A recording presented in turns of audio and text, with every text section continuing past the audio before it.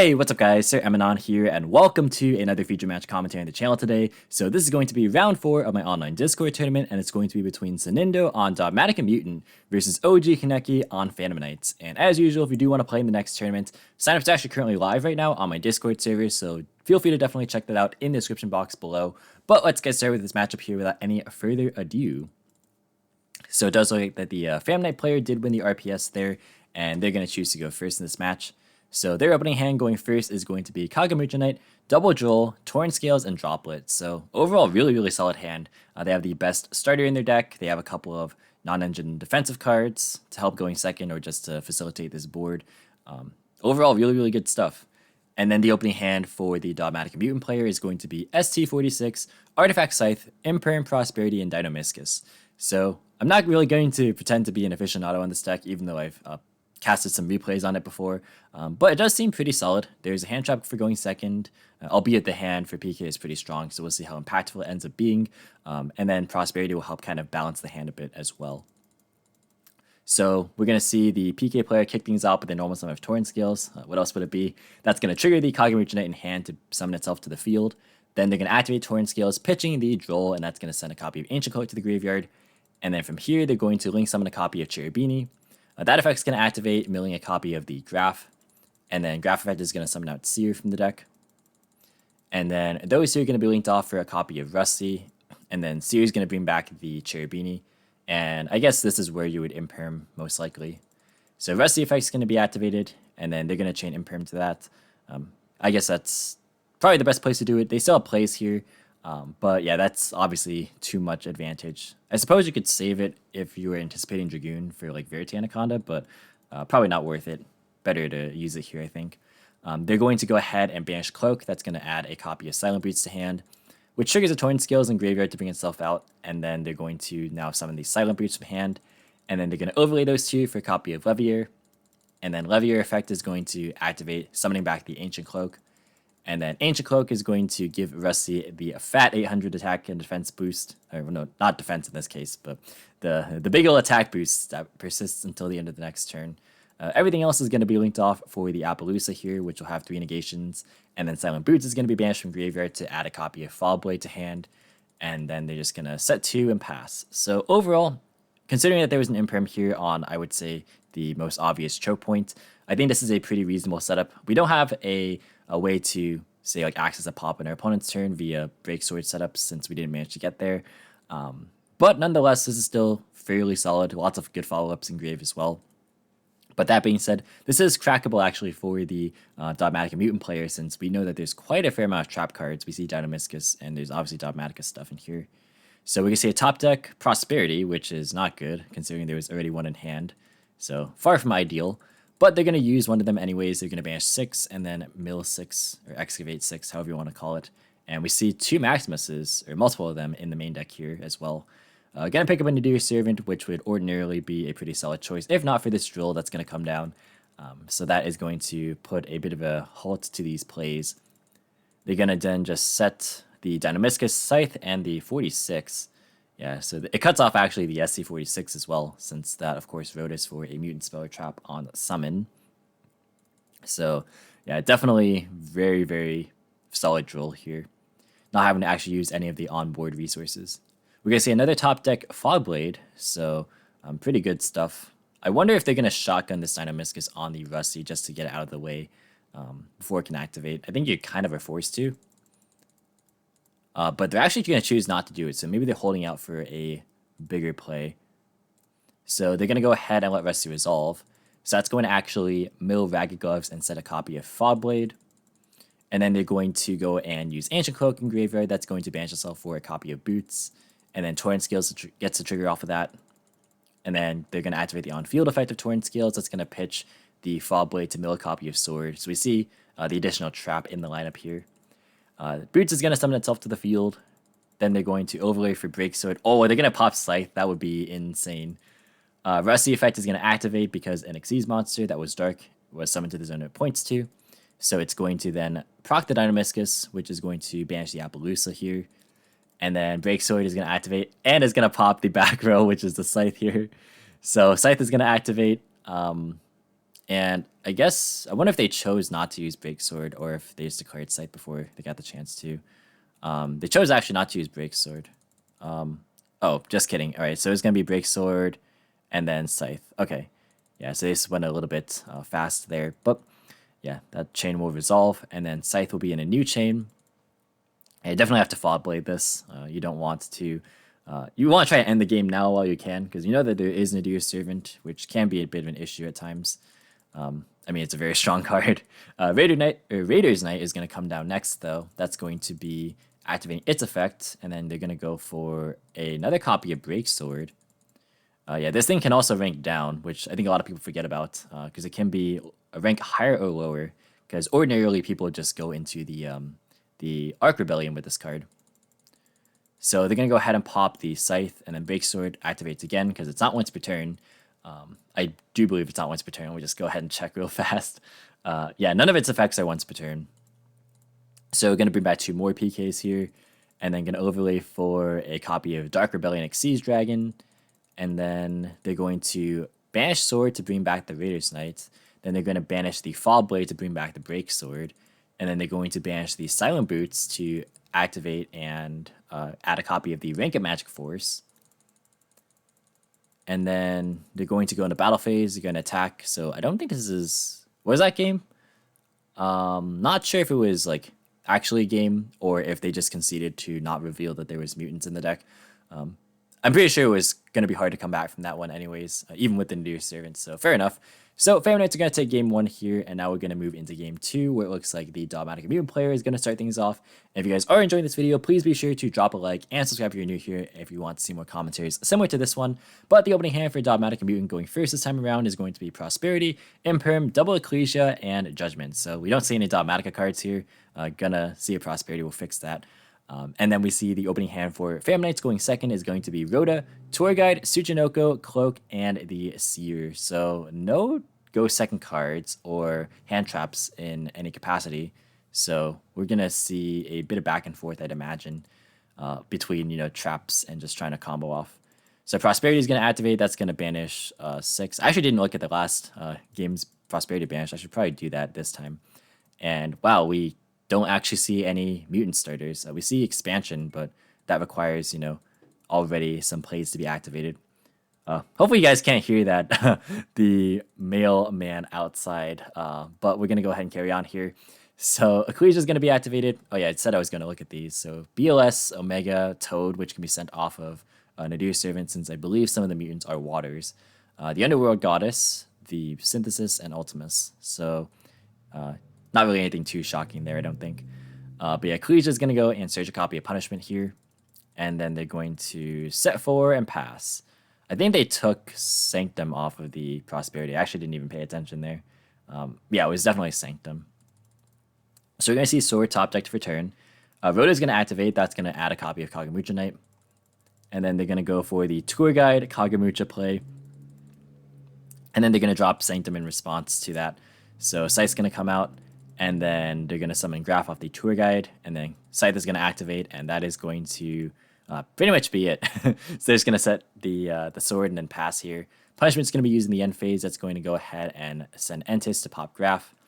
And then they're going to pop the sword with the Entis. There, I don't believe is any target for Graph since Seer's already in hand. Not that it would be good here anyway, since there's non-BAs. So they're going to pass and draw another copy of Punishment. So it really is just going to be Punishment control this game. They're going to normal summon Ecclesia and then go for a copy of Maximus this time around. And then they're going to banish the Entis from grave to summon out the Maximus. And then Maximus effect is going to activate. That's going to send the Titaniclad and Entis. And then they're going to send Ultimate Falcon, so playing Waking the Dragon probably, and Appaloosa as well. They're going to pop the Kagamucha Knight with the Entis here, and then go to battle phase. They're going to attack with the Scythe, and then everything else for a big chunk of damage here. So 45 plus 12, leaving them at 23. And then they're going to set the other punishment in main phase 2, and then pass with the Titaniclad, adding the Fleur-de-Lis to hand, or Fleur-de-Lis to hand.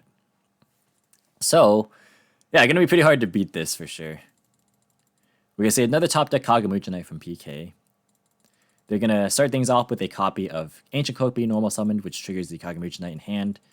They're going to let that resolve, and then it looks like on summon they have something. They're going to use punishment, so that's going to pop the Ancient Cloak, and sending a copy of Synthesis. I wonder if this has a grave effect. Let's see. So it doesn't actually do anything in grave currently. Maybe they just ran out of Entices, which is entirely possible. They already used 2 of them, and maybe they only played 2, which is fair enough as well. So they're going to then use the Tsuchinoko in hand. That's going to go ahead and force the die to be rolled here. Looks like they actually do get to summon and pitch the Seer and draw into a draw. Not really that great of a draw here.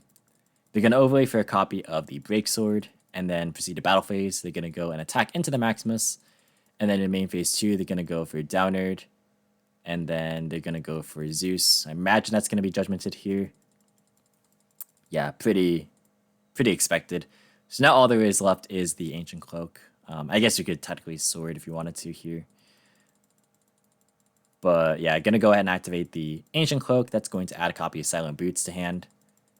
And they're gonna then Sword bring back the Break Sword. They're both Sword, I guess. And then they're gonna send them out of the Silent Boots and then pass. So yeah, definitely did not play in Dragoon, because that would have been a great time to go for Verite Anaconda. So yeah, this is going to be pretty favored for Dogmatika Myutant. It really was just Dogmatika control this game. Hopefully we get to see more mutants next game. But we are going to see Fleur de Lis activate main phase 1. That's going to summon itself to the field. And then we're just going to go to battle phase. And that is going to be game 2 going to Dogmatika Myutant. All right, so game 3 here, we're going to see Family Knights choose to go first. And before we get started in game 3, just want to shout out my patrons as usual. So thank you all very much for supporting the channel. It really does mean a lot to me. Again, especially because I am just getting back into the swing of things with Yu-Gi tubing. So it means a lot. And if you guys do want to help support the channel via the Patreon, feel free to check it out in the description box below as well. But the opening hand, game 3 for Family Knights going first is going to be Joel, the Fob Blade, Ragged Gloves, the Graph, and Torn Scales. So overall, pretty solid stuff. Kind of similar to game 1, but we did draw Graph this time around, so going to facilitate some slightly different combos. But overall, really, really good hand for sure. And then the opening hand for Dogmatika Myutant going second is going to be Nadir Servant, Mutant M05, Dino Miscus, Mutant Cry, and a Nibiru. So this is the one that allows you to fusion summon just as a trap card. So there's Nibiru, which is pretty good against this matchup.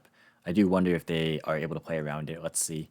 So we're going to see a normal summon of Torrent Scales, and then that's going to pitch the Ragged Gloves to send a copy of Ancient Cloak. And then Ancient Cloak is going to activate. That's going to banish itself to add a copy of Silent Boots to hand. They're then going to special the Boots, and then link off for a copy of the Cherubini. And then Cherubini effect is not going to be used yet. Just kidding. We're going to use Graph first. And then we're going to use Cherubini at this point. That's going to send another copy of Ancient Cloak. And then from here, going to go ahead and link off for a Rusty. And then Rusty effect is going to activate. That's going to dump a copy of Gloves and then send a copy of Sword, or set a copy of Sword. So it doesn't appear that they're playing the Sandgreaves, and they already went through a lot of their PKs, so just kind of going through duplicates here. Play multiple Gloves as well. That's somewhat noteworthy because we have seen builds cut this down a bit to 1. Going to go ahead and mill a copy of the Fob Blade off of this Ragged Gloves here. And then that's going to trigger the Torrent Scales to bring itself back. And then we're going to go and see the Fob Blade being used. That's going to bring back the Ancient Cloak. And the Ancient Cloak effect is going to target Rusty. This might be a good point to Nibiru because both of these would get banished. And they don't really have a ton of extension left.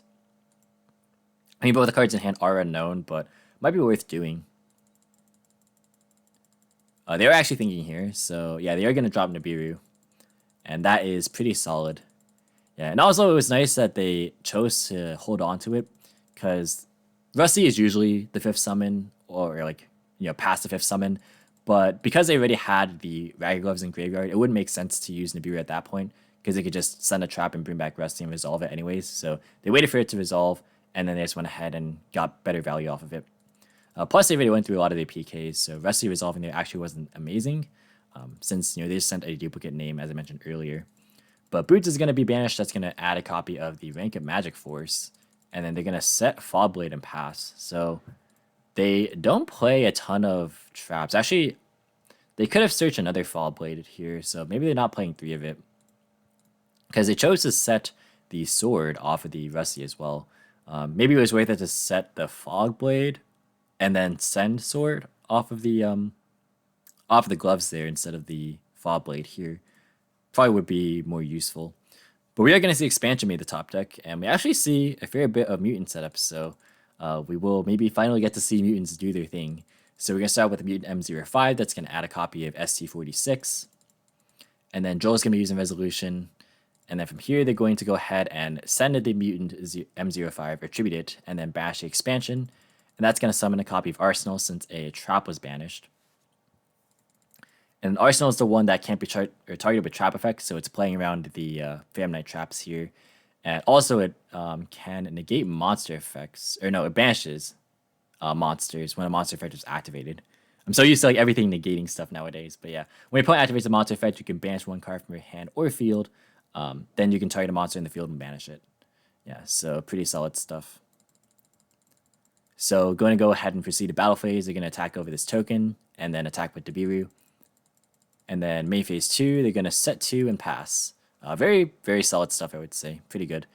We're going to see a top deck Jackalope for turn. So not really a ton of PK follow-up here. It'll depend on when the traps are able to hit the grave, maybe to like bring back Rusty. So we're going to see Ragged Gloves being activated. I'm just assuming that they're out of traps because they opted to search for this off of the boots last turn. So they're going to send Torrent Scales off of this. And then they're going to set the rank up spell and then go for Jackalope. So they want to hit it. And then they're going to summon out a copy of the Tsuchinoko. And that actually should be in defense position. Yeah, this should be in defense. So they're going to actually attack into the Nibiru with the Tsuchinoko. Yeah, because so they're going to activate Sword. They're probably going to target their own Tsuchinoko to get it into the grave. And that way they want to bring back Rusty with it. But yeah, the fact that this was supposed to be in defense actually changes everything. So yeah, little things like that. People actually, I think, forget that Jackalope has to summon in defense. It doesn't come up super often because usually, you know, if you're using danger, you're trying to combo and link away anyways. But here it definitely matters. So yeah, they're gonna go ahead and try and resolve this sword here. That's going to bring back the Rusty, and this might be a good time to just use Dynamiscus. Torrent Scale is gonna be activated. But they can just use the Mutant Arsenal anyways, and that basically is its own Dynamiscus here.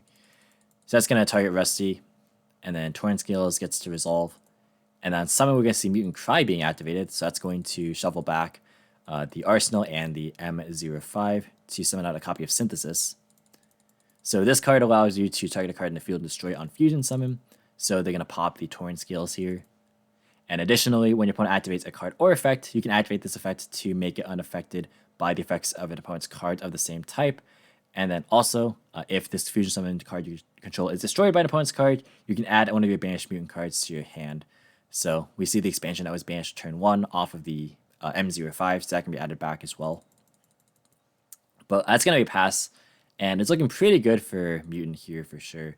We're going to see SC46 be the top deck. They're going to normal summon it, and then it looks like on summon, that's going to be Fall Bladed.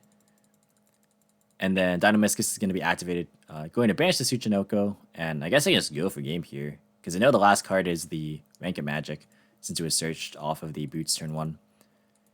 And then they're going to go ahead and go for Fusion here. Oh, they were using the Fall Blade on their own Tsuchinoko. I thought they were targeting the SC46. I was mistaken there. Okay, yeah, so they were going to use it on their own monster so that it couldn't be a target for attacks, since that's also part of the protection on it. But yeah, they chose to just Dynamiscus to get rid of it anyways. They're going to go and make Almirage and secure Gardner, and then activate Mutant Fusion. So they're going to go ahead and banish Beast, and then banish the SC46. So yeah, if your opponent activated a card or effect this turn, you can also use a monster from your deck or graveyard. One monster each from your deck and graveyard as fusion material. Yeah, and they activated the Fall Blade here. So that's going to summon out another copy of Synthesis, and then that effect is going to go ahead and pop the last remaining card, and then we're going to go to battle phase, and that is going to be it. So Dogmatika Myutant taking things 2-1. I was afraid that we weren't going to see much of mutant stuff, because I think the last time I casted this deck, we didn't really get to see a whole ton of mutants, but yeah, this time we did definitely get to see the engine. Didn't even ever actually resolve the Neuter Servant. So really, really cool stuff to see. Yeah, so they're asking, did you know I was playing mutants at all game 1 or 2? Says, yeah, I know that deck. Hooray, I've done my job. People now know mutants exist. You gotta love to see that. Yeah, because I was kind of wondering because the concession in game 1 was a bit preemptive. And like I mentioned, it might have been just to try and conceal information, but ended up not being the case anyways. But yeah, we got to see mutants pop off a bit here, which is pretty cool to see. I'll let you all read the chat if you guys are interested. But that's going to be it for the video, guys. And as usual, if you want to go ahead and let me know which match you want to see. There's only a couple of ones that I thought were pretty interesting. So feel free to go ahead and tell me which of these matches on screen you would like to see in the next round. But that's going to be it for this video. So thank you all so much for watching. Hope you enjoyed. If you did, be sure to leave a like as well as any thoughts or feedback in the comments. Subscribe for more informative and competitive Yu-Gi-Oh content. If you want to, you can follow me on all social media platforms or support me with links in the description as usual. And until next time, I'll catch you in the next video. See you guys.